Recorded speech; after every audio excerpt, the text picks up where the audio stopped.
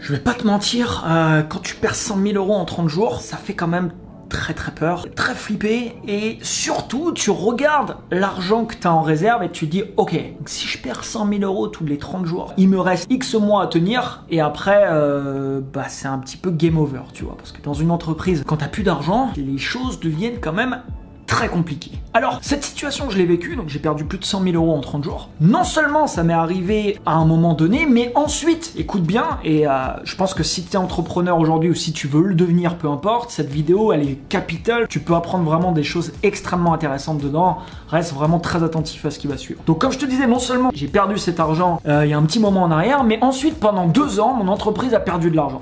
C'est-à-dire pendant 2 ans, si je regarde le compte en banque de l'entreprise avec l'argent qu'il y a dessus, pendant 2 ans, c'est en pente descendante. C'est-à-dire que tous les mois, je perds de l'argent. Et personnellement, ça a été un énorme choc. Alors j'ai eu plusieurs chocs, je me suis pris plusieurs grosses tartes dans la gueule, entre guillemets. Le premier énorme choc pour moi, c'est que j'étais pas du tout habitué à ce modèle-là. C'est-à-dire moi, j'ai lancé ma première entreprise quand j'avais 22 ans, j'en ai 33 aujourd'hui, donc ça fait 11 ans en arrière. J'ai toujours lancé des entreprises qui étaient rentables. C'est-à-dire que j'ai pas le souvenir d'un seul mois où mon entreprise n'a pas fait de profit. Un seul mois où si je regarde le compte en banque de l'entreprise, finalement il y avait moins d'argent sur le compte en banque que le mois avant. Ça m'était jamais arrivé auparavant. J'étais toujours en évolution. Et donc quand j'arrive à un moment donné à pouvoir perdre jusqu'à près de 100 000 € en un seul mois, ça a été une grosse claque pour moi. Surtout à ce moment-là, j'ai fait des erreurs, c'est-à-dire que je dépensais beaucoup trop d'argent.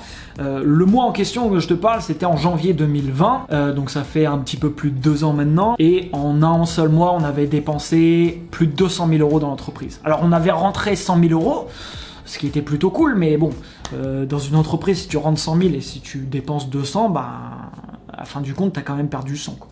D'ailleurs, il y a beaucoup d'entreprises qui parlent de leur chiffre d'affaires, hein, 5 millions de chiffre d'affaires ce mois-ci, génial. Ouais, mais combien t'as dépensé? On a dépensé 10 millions. Ok, donc en fait, 5 millions de déficit, quoi. Et dans une entreprise, perdre de l'argent, c'est pas très grave. C'est-à-dire qu'il y a des entreprises qui perdent de l'argent pendant des années avant d'être rentables. Il y a la majorité des entreprises, dis-toi bien que tu connais aujourd'hui, de nom, parce que c'est des gros succès, parce que ça marche bien pour eux. Tous les services que tu peux consommer aujourd'hui en ligne, etc. Toutes ces entreprises-là, pendant des années, ils ont perdu de l'argent. Pendant des années, ils ont généralement des investisseurs qui leur ont fait confiance, qui leur ont donné de l'argent à dépenser dans le but, un jour, d'avoir une valeur qui sera supérieure à l'argent qu'ils ont pu leur donner. Alors, des fois, ça se passe bien, des fois, c'est ce qui se produit. Par contre, dans la majorité des cas, ça se passe pas bien. C'est-à-dire, dans la majorité des cas, il y a des entreprises qui dépensent beaucoup d'argent et qui, malheureusement, n'arrivent jamais à être rentables. Énormément d'entreprises. Un célèbre exemple qu'il y a eu dernièrement et qui s'est passé dans la Silicon Valley, c'est l'application Quibi, par exemple. Je sais pas si tu as déjà entendu parler de Quibi, mais Quibi qui devait révolutionner la consommation de contenu entertainment en ligne. Il voulait concurrencer en gros Netflix.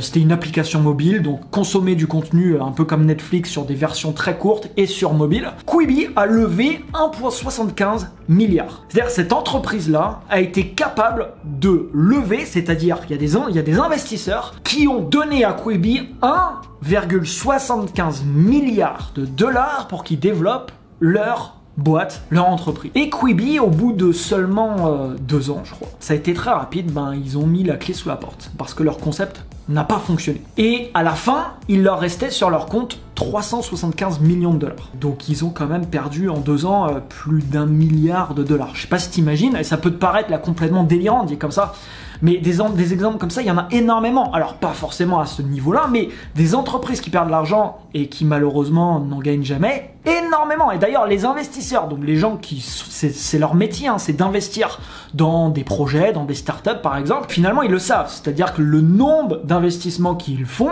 la majorité de ces investissements ne sont pas rentables, ils perdent leur argent, mais ils savent que quand par contre ils arrivent à faire un investissement qui va devenir rentable, la rentabilité du projet va effacer généralement toutes leurs pertes et va leur donner un multiplicateur qui peut être extrêmement important. Donc moi personnellement, je viens pas de ce monde, tu vois, je suis pas né à la Silicon Valley, tout ce qui parle de milliards et tout, j'ai pas baigné là-dedans. Moi j'inséminais des dindes en Bretagne et je gagnais un SMIC, tu vois, enfin c'est pas le même délire. Donc quand j'ai commencé ma première entreprise à 22 ans, ensuite ce que j'ai fait principalement, c'est que je vendais des formations en ligne, j'avais une marge qui était extrêmement importante, tu vois. Quand tu as un business où tu vends des formations en ligne, bah, tu peux avoir 60, 70, 80% de profit, quoi. Si tu fais, je sais pas moi, il y a beaucoup de formateurs aujourd'hui au niveau francophone qui peuvent faire 1 million d'euros, par exemple, parce qu'ils ont vendu des formations pour 1 million d'euros, par exemple, dans l'année, où ils vont faire, je sais pas moi, 600 000 euros de profit, 700 000 euros de profit sur cet argent. T'as un profit qui est considérable. Donc moi, c'est ce que j'ai fait pendant des années. Donc perdre de l'argent, j'étais pas habitué à ça.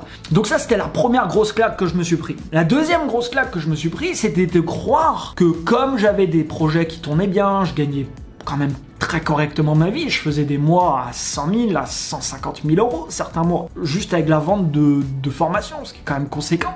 Et ben, c'était de croire à ce moment-là, de me dire, oh, ok, je peux lancer n'importe quel projet, je sais comment ça marche, je vais répliquer les choses, ça va fonctionner. Bah en fait, la grosse claque, dans le sens où lancer une plateforme qui n'est pas, ou un projet, une startup, peu importe, qui n'est pas du personal branding relié à moi, par exemple, ce que je faisais avant, la vente de formation, ça n'a rien à voir. C'est pas les mêmes activités. C'est pas des choses que tu peux vraiment dupliquer au niveau de l'exécution du projet. Ça n'a rien à voir. Tu vas faire des choses d'ailleurs complètement différentes. Donc quand j'ai commencé à exécuter ces projets, bah, je me suis rendu compte vraiment de la complexité. Et avoir un business où tu as un projet comme ça, que tu démarres de zéro, une startup, peu importe, c'est beaucoup plus dur que de créer quelque chose qui est relié à soi-même, où tu vas vendre des formations. Enfin, pour moi, ça, c'est un des modèles les plus simples pour pouvoir générer des revenus en ligne, pouvoir vivre d'une activité en ligne. C'est tu vends des formations en ligne, t'as pas de coût, tu peux le faire tout seul, t'as pas besoin d'argent pour créer ton produit. C'est royal, enfin c'est pas vraiment compliqué. L'énorme inconvénient de ça, c'est que tu crées pas de valeur sur le long terme si tu fais que ça. Bien sûr, ton entreprise, ton personal branding a une certaine valeur, mais c'est pas une valeur que tu peux échanger. C'est-à-dire que alors, sauf certaines choses spécifiques, mais dans l'ensemble, de manière générale, quelqu'un va pas t'acheter ça. Même aujourd'hui, je peux pas vendre, je sais pas moi, ma chaîne YouTube. Si je vends ma chaîne YouTube, ma liste d'adresses mail, les gens qui me suivent moi, c'est compliqué. Je peux pas vraiment vendre ça. Qui va acheter ça? Qu'est-ce qu'il va faire dessus? Tu peux revendre des choses, mais tu peux pas te vendre toi-même, finalement. Et donc, si je regarde, tu vois, ce qui s'est passé pour moi ces 3 dernières années, même 3 ans et demi. Ça fait 3 ans et demi que j'ai commencé à peu près à changer. Donc, voilà, j'ai voulu un peu mettre de côté la vente de formation en ligne et créer des projets qui n'étaient pas juste reliés à moi, tu vois, créer des startups. En 3 ans et demi, j'aurais développé 5 startups différentes. Ce qui est un peu délirant, même vraiment délirant, et c'est vraiment pas quelque chose que je te recommande, parce que développer un projet de zéro, c'est dur mentalement, en termes d'énergie, d'implication, c'est quand même très dur. En développer 5 en 3 ans et demi, ouais, on va dire que c'est pas vraiment recommandé, pas du tout. Mais il y a une chose par contre que tu peux pas enlever à ça, c'est l'apprentissage que tu retires de ce genre d'expérience. C'est-à-dire que en ayant développé aujourd'hui près de 5 projets, j'exécute aujourd'hui mes projets d'une manière totalement différente, ça ne serait-ce que 2 ans en arrière. J'ai appris énormément de choses. Et moi, ça me paraît délirant des fois quand je vois des jeunes qui vont s'inscrire dans une école pour faire du business et ils vont payer plus de 10 000 euros pour s'inscrire dans une école qui va leur apprendre comment faire du business. Je comprends pas en fait le modèle. Si tu veux faire du business et apprendre du business, bah lance une boîte. Le meilleur moyen d'apprendre, c'est vraiment de faire concrètement. Pas de regarder des vidéos qui t'apprennent à faire ou pas de... Bien sûr, tu peux apprendre des choses et c'est essentiel, mais c'est de passer à l'action, c'est de faire concrètement. En fait. Personnellement, les 5 projets que j'ai exécutés, le 5e est en cours, finalement, voilà, c'est un apprentissage que je retire qui est tout simplement énorme et qui me permet finalement d'exécuter aujourd'hui mes projets d'une manière complètement différente. Donc la grosse différence pour moi aujourd'hui, si je regarde aujourd'hui mon entreprise à l'heure actuelle, on est à peu près on appelle ça break-even. Break-even, ça veut dire quoi? Ça veut dire qu'il y a autant d'entrées dans l'entreprise qu'il y a de sorties. Mais la grosse différence en fait à avant, c'est que aujourd'hui j'ai des projets qui ont une certaine valeur et qui n'est pas relié à moi. Je te donne mon dernier projet en date, c'est la plateforme videdingue.com. Sur videdingue.com, on propose des énormes réductions sur des outils, des logiciels pour les marketeurs, les entrepreneurs et également des formations. On négocie des contrats en fait avec des entreprises qui ont des outils au lieu de devoir payer un abonnement mensuel. Tu peux obtenir ce qu'on appelle des accès à vie, tu payes une seule et unique fois, tu as des énormes réductions. Du coup, nous, on partage les profits entre nous et l'entreprise en question qui possède l'outil. Bah ça, si je regarde ce projet, il a été lancé il y a moins d'1 an en arrière au moment où je tourne cette vidéo. Et ce projet a déjà une valeur à la revente, une valeur à 7 chiffres. C'est-à-dire si aujourd'hui je devais revendre le site videdingue.com, je pourrais le revendre à voilà une valeur de 7 chiffres. Et je pense, d'après les chiffres qu'on fait aujourd'hui, que dans quelques années, si on continue, potentiellement, c'est une plateforme qui pourrait avoir une valeur à 8 chiffres, à savoir plus de 10 millions d'euros. Si je regarde une autre plateforme que j'ai lancée qui s'appelle spiritualité.com, qui est une marketplace qui a un business extrêmement difficile, encore plus difficile que d'autres business. Je ferai peut-être une vidéo spécifique sur les marketplaces un jour parce que j'en ai développé plusieurs. Mais spiritualité.com, aujourd'hui, ça fait 1 an et demi que le projet est lancé. On reçoit 2500 visiteurs par jour à peu près aujourd'hui sur la plateforme. On a une communauté sur Instagram qu'on a créée de plus de 250 000 personnes. On a plus de 600 professionnels aujourd'hui qui proposent leurs services sur la plateforme. Il commence à avoir quand même pas mal de mouvements et ce projet-là, il n'est pas relié à moi, non. Il a aussi une certaine valeur. Et si on continue comme ça, dans les prochaines années, ce projet a une valeur qui peut être vraiment conséquente. Si je regarde un autre projet que j'ai développé, Gifing, c'est la même chose. Donc Gifing aujourd'hui, c'est un projet qui a également une valeur. C'est une marketplace d'ailleurs aujourd'hui, Gifing également. Où des gens peuvent télécharger des contenus vidéo. C'est pareil, c'est pas un projet qui est relié à moi. Et la première startup, le premier projet de ce type que j'ai développé, c'était une application mobile qui s'appelle Talk Enjoy.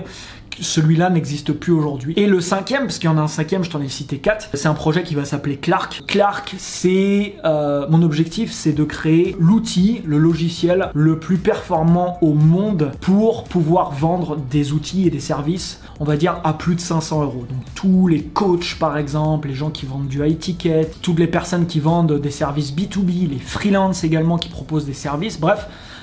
Tout ce type de personnes-là pourront utiliser Clark. Et voilà, l'objectif est important pour moi, assez challengeant également, c'est de créer la solution la plus puissante au monde pour pouvoir prospecter et proposer ce type de service. On a vraiment un truc qui est super cool, qui va arriver là dans quelques mois. Et ce projet, tu vois par exemple Clark, qui va arriver, finalement, je n'aurais pas pu construire ce type de projet il y a ne serait-ce que 2 ans en arrière. Impossible. Possible, mais certainement mal exécuté. Donc t'as souvent entendu dire par exemple qu'une idée ne vaut rien, et c'est vraiment la réalité. Tu t'en rends compte vraiment quand tu exécutes des projets, c'est une idée ne vaut rien. Il y a des gens, des fois, ils ont peur de partager leur idée. Oh, on va me voler mon idée, etc. Ça vaut rien une idée. D'ailleurs, dans la majorité des projets qui sont lancés, il y a énormément de pivots. Un pivot, ça veut dire quoi? Ça veut dire que l'idée finalement que tu as à la fin est complètement différente que l'idée que tu avais au départ quand tu as construit ton projet. Ce qui compte, vraiment, ce qui va faire toute la différence, c'est l'exécution d'un projet. Et l'exécution d'un projet, il n'y a pas de mystère. Ça se fait avec une certaine expérience, ça se fait en s'entourant de personnes également qui sont compétentes, parce que tu peux pas faire ça tout seul généralement, et donc il y a beaucoup de paramètres qui rentrent en ligne de compte, des paramètres qui personnellement je connaissais pas forcément en ayant un business de vente de formation en ligne, qui est complètement, comme je disais tout à l'heure, différent. Donc pour en revenir à ce que je disais tout à l'heure, si je regarde aujourd'hui mon entreprise à l'heure actuelle, il y a moins d'argent sur le compte en banque que je pouvais avoir auparavant. Je fais moins de profit chaque mois que je pouvais faire auparavant. Par contre, finalement, mon entreprise vaut plus d'argent, a une valeur supérieure à ce qu'elle pouvait avoir auparavant. Et surtout aujourd'hui, en plus de ça, je finance des projets. J'investis aujourd'hui de l'argent. Même avec cet investissement, on est aujourd'hui break-even dans l'entreprise, comme je te disais, ça veut dire qu'il y a autant de sorties que d'entrées. Et aujourd'hui, je le fais avec les propres fonds de mes projets. On appelle ça le modèle bootstrap. C'est quoi bootstrap? Ça veut dire que tu finances tes projets avec l'argent de ton projet ou de tes projets, qui est complètement différent à aller lever de l'argent auprès d'investisseurs pour développer quelque chose. Qui n'est pas quelque chose de mauvais, pas du tout. Des fois, tu n'as pas le choix de rentrer dans ce type de modèle. Je suis personnellement extrêmement inspiré par les entrepreneurs et par les entreprises qui utilisent le modèle bootstrap, c'est-à-dire qu'ils se financent par eux-mêmes. Après, je dis pas que je lèverai jamais d'argent, parce que parfois tu as besoin d'accélérer, tu as besoin de faire des choses, et tu as besoin de plus de capital, c'est possible. Je pense, tu vois, que tout ce sur quoi je suis passé ces dernières années, j'ai pris énormément de risques, tu vois, et c'était également un gros pari, un gros risque de me dire, ok, j'arrête un business qui potentiellement me rapporte 100 000 € par mois, où j'ai quasiment pas de dépenses, c'est du profit pour la majorité de cette somme-là, pour commencer à développer d'autres projets, mettre ça de côté.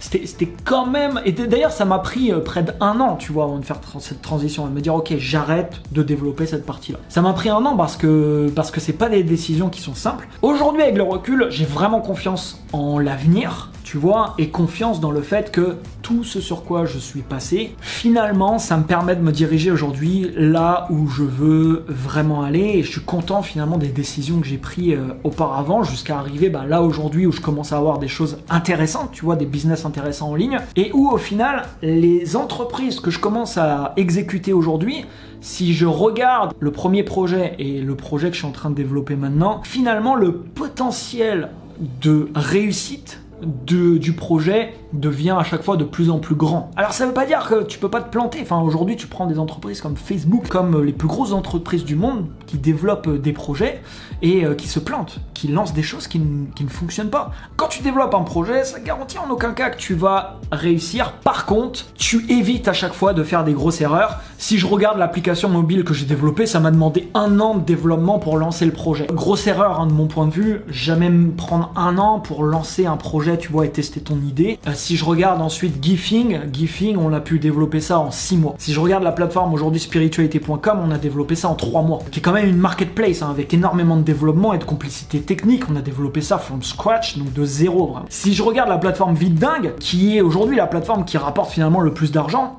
Vite Dingue, on a développé ça en 1 mois, 30 jours. En 30 jours, on était lancé. Aujourd'hui, si je regarde Clark, donc le SaaS, l'outil que je suis en train de développer, on pourra pas le lancer en 30 jours par contre parce que ça demande beaucoup plus de développement même pour avoir une première version. Mais finalement, quand je regarde l'évolution, à chaque fois, j'ai un potentiel finalement à chaque étape. Mon rêve, hein, c'est un rêve que j'ai depuis un petit moment maintenant, c'est d'avoir un projet qui est mondial, que je développe partout dans le monde, notamment aux États-Unis. J'aimerais bien avoir une base de clientèle et me développer voilà, aux États-Unis. C'est un rêve que j'ai depuis longtemps. C'est pas des choses qui sont très simples, hein, c'est très très compliqué même. C'est des choses qui sont très complexes. Je sais que ça prend le temps qu'il faut, ça va prendre du temps, mais je sais qu'un jour je l'aurai parce que je lâche pas l'affaire et parce que je fais ce qu'il faut pour l'avoir et parce que voilà, je suis passionné aussi bien sûr, parce que si t'es pas passionné par ce que tu fais, c'est un petit peu compliqué. Et ne t'en lance pas dans un projet de ce type sans avoir un minimum de passion, parce que tu vas abandonner malheureusement en cours de route. Il y a de grandes chances. Donc je tenais à te partager cette expérience, je trouve ça vraiment intéressant. Et également pour le SaaS que j'exécute, je vais ouvrir directement le projet en anglais avec l'objectif de développer tout de suite les États-Unis.